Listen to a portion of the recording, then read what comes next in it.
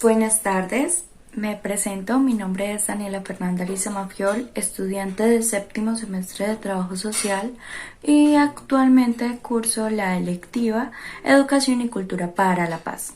En ese orden de ideas y debido a la contingencia en la que nos encontramos en materia de salud pública, nos disponemos desde el grupo de exposición a hacer la divulgación de dicha actividad por medio de estos espacios virtuales.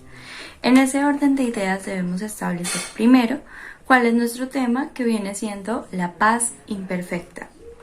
Pero para entender un poco acerca de la paz imperfecta es indispensable hacer una referencia a la concepción y a las concepciones que vagan en la sociedad y que definitivamente inciden en la construcción conceptual acerca del término por parte del sujeto.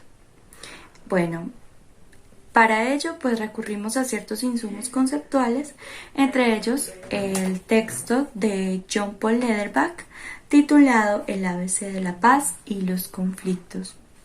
En este texto, básicamente lo que Lederbach busca es hacer una acotación del término paz desde un análisis histórico, social y político, pero sobre todo situado desde la antigua Grecia hasta la sociedad actual occidental, y sobre todo las diferentes nociones que imperan y que definen la paz en la actualidad. Bueno, para ello ustedes dirán, bueno, pero ¿qué es eso de la paz imperfecta? Y existe una paz imperfecta porque pues cuando hablamos de paz hacemos referencias a algo utópico, a algo alcanzable, a algo que subyace en el imaginario de cada uno de nosotros como ese escenario de realización máxima donde vamos a estar totalmente tranquilos, algo así como esa sociedad perfecta de la que tanto hablan diferentes autores en la literatura clásica, entre otros. Pues sí, si bien la paz nosotros la concebimos desde una realidad un tanto utópica, armoniosa, celestial, si se le puede llamar de esa forma, pues responde desde su etimología a ciertas nociones que no casan con esas que actualmente nosotros tenemos al referirnos al término. Es por ello que Lederbach prácticamente tiene como fin llegar a develar esas nociones que en el interactuar común con otras personas se han ido perdiendo por la categoría de ideal a la que pertenece la paz. Entonces, para entrar en definición, debemos tener en cuenta que el término paz es utilizado cotidianamente, como ya se los he venido diciendo. En ese sentido, pues, es muy común escuchar hablar dentro de una conversación normal entre amigos, familiares, vecinos, etc. No, necesito que me dejen en paz, expresiones como estas, o qué rico, he alcanzado la paz, ¿sí? Que nos dan a entender los diferentes usos que las personas le dan al término. La paz suele confundirse muchísimo con ese estado de tranquilidad, de una emoción de realización máxima, ¿sí? Donde no hay lugar ni siquiera para el conflicto, a lo que Lederbach, por supuesto, en una expresión muy extrema del término, acota como la anulación de la interacción, porque la interacción en últimas nos lleva a la confrontación de intereses y por ello al conflicto. ¿Sí? Sabemos que el conflicto es esa confrontación de opiniones diversas que ayudan a que la sociedad funcione de manera transformativa, si se le puede decir así. Entonces, el primer ítem que Lederbach encuentra es que la categoría paz responde a un ideal, y por ser ideal, en el transcurso de las interacciones dentro de la sociedad, las personas le dan connotaciones no diversas, sino iguales, que responden a una realidad inalcanzable y cuando se alcanza de una manera muy fútil y muy vaga, Es decir, es muy fácil decirle a un colectivo o a un grupo de personas: bueno, para ustedes, ¿qué es el conflicto? Y ante ello vamos a encontrar diferentes perspectivas, seguramente dibujos acerca del conflicto que lo sitúan y lo satanizan dentro de lo cotidiano. Es decir, para nosotros el conflicto es sangre, armas, guerra, seguramente otros elementos que nos llevan a calificarlo como algo negativo. Pero cuando hablamos de paz, las personas se remiten a utilizar casi que los mismos patrones, a establecer que la paz es la paloma o es la rama de olivo o otros elementos que dentro de nuestro imaginario colectivo y como resultado de la interacción social hemos instaurado como paz. He ahí el primer error. No tenemos tantos elementos como imágenes que nos ayuden a remitir y nos ayuden a concebir la paz como algo alcanzable dentro de la sociedad. Y las imágenes que tenemos de ella son sin duda una concepción tan idealista que se convierten en irreales, inclusive no corresponden con la definición de paz. Bueno, y entonces en este orden de ideas, ¿cómo podríamos definir la paz? Pues más adelante mis compañeras se lo van a dar a entender, pero prácticamente lo que Lederbach quiere darnos quiere sacar a la luz, por así decirse, es que la paz dentro de lo colectivo, es decir, dentro de eso que nosotros conocemos como popular, que viene siendo el pueblo, dentro de esas definiciones que el pueblo le da, es una categoría un tanto irracional e inalcanzable, que permite la maleabilidad del término a disposición de unos intereses de algunos. Entonces es muy fácil que en medio de dicha maleabilidad las personas vuelquen la paz a sus intereses, a intereses que solamente responden a unas necesidades de un grupo específico. Y por lo general pues resulta ser la minoría que está y que ejerce presión desde la estructura de poder. Por ello es muy importante definir y saber, sobre todo contrastar, que paz no es en su expresión máxima un estado de tranquilidad inalcanzable. La paz, sin duda alguna, tiene consigo un sinnúmero de connotaciones que le dan sentido y que le dan validez ante las diferentes sociedades. Por ende, ese es el fin de la exposición. Es importante que ustedes establezcan sobre todo que la paz no responde a un escenario utópico, sino que es más bien una categoría que se construye y que se reconstruye en la interacción con los demás, y que la paz inclusive puede tener maneras de definirse desde lo cotidiano, sin necesidad de recurrir a escenarios fantásticos donde no hay cabida para su concepción conceptual e histórica. Muy bien, después de haber entendido un poquito lo que es la paz a escala popular, vamos a irnos a su antropología en Occidente, y para ello tenemos que recordar dos términos importantes que han influido justamente en el concepto de paz en Occidente, y es el término eirene, que es un término griego, y pax con X, que es un término romano. Eirene.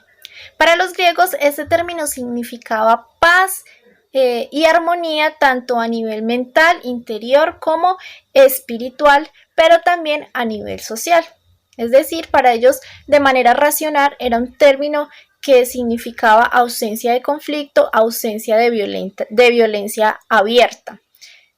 Pero tenía algo importante, y era que ese término era usado solamente para las relaciones interiores o dentro de las ciudades griegas. O sea, ellos no usaban el término para referirse, por ejemplo, a la colaboración entre griegos y bárbaros o griegos y cualquier otra cultura o otra ciudad. No, solamente lo usaban para interrelaciones griegas.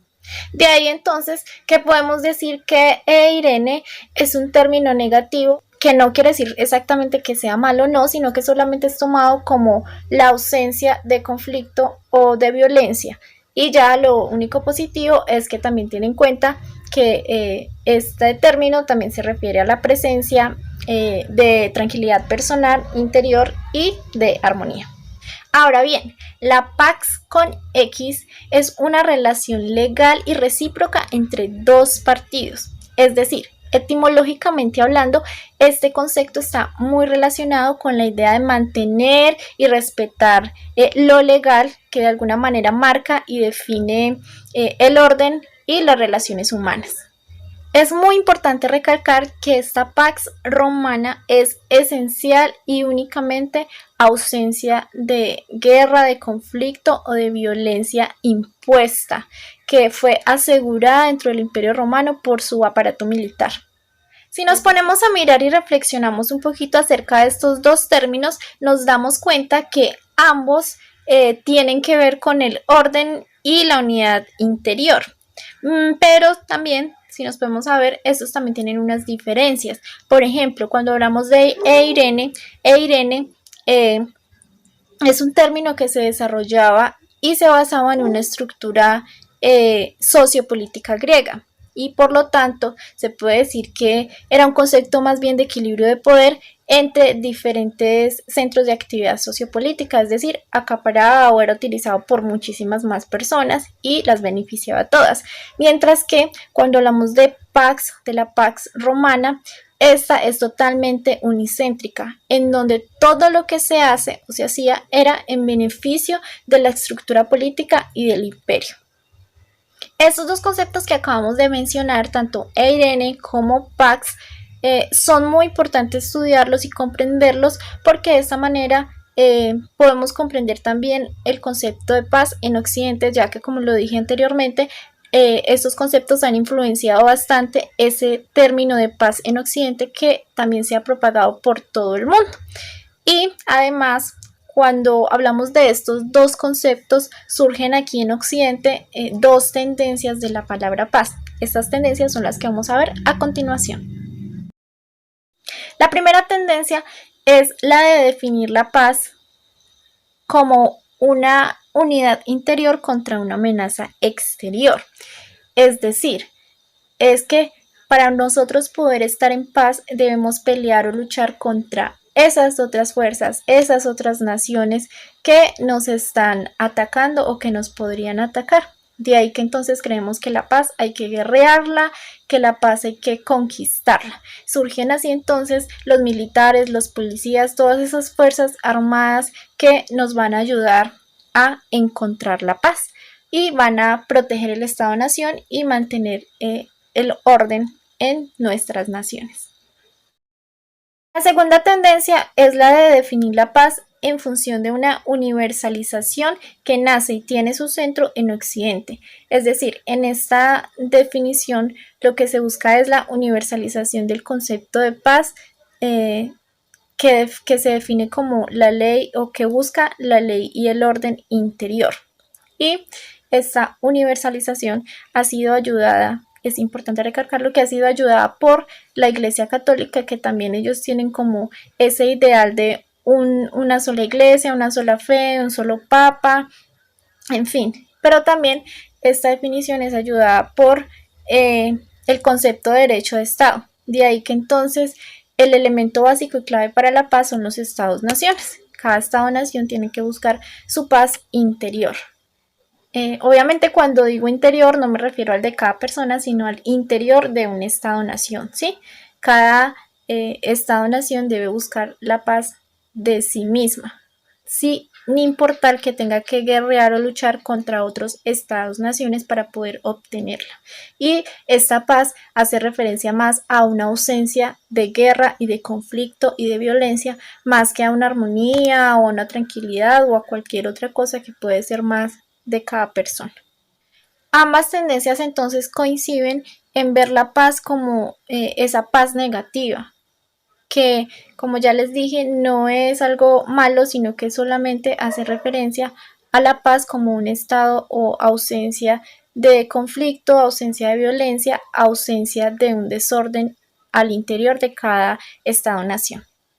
Ahora bien, cuando se pretende estudiar y enseñar la paz, es muy importante que tengamos en cuenta la importancia de la educación, pero también la concepción que cada docente o cada persona que pretende estudiar y enseñar la paz, pues tenga de la misma, porque históricamente ya hemos visto que se ha enseñado sobre la paz solamente con esa concepción occidental que se tiene de ella, de la que hablamos anteriormente. Entonces nos enseñan en los colegios, en las escuelas, que la paz es simplemente la ausencia de guerra, la ausencia de violencia, pero nos dicen que también la paz puede ser no solo no estar en guerra, sino también tener muchas cosas buenas, sino también hacer muchas cosas buenas por las demás personas y por uno mismo.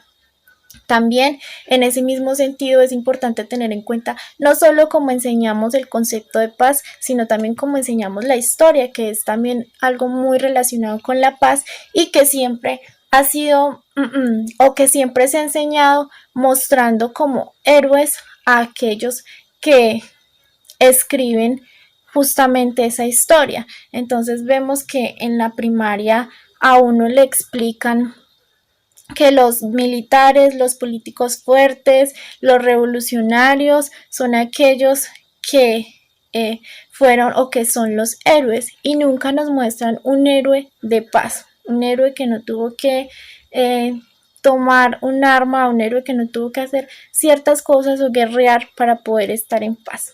Eso casi nunca lo muestran y creo que es importante, y los docentes y todas esas personas que pretendemos en algún momento enseñar la paz debemos pensar, reflexionar en eso, que es realmente lo que nosotros queremos transmitirle a las demás personas cuando hablamos del concepto o del tema de la paz.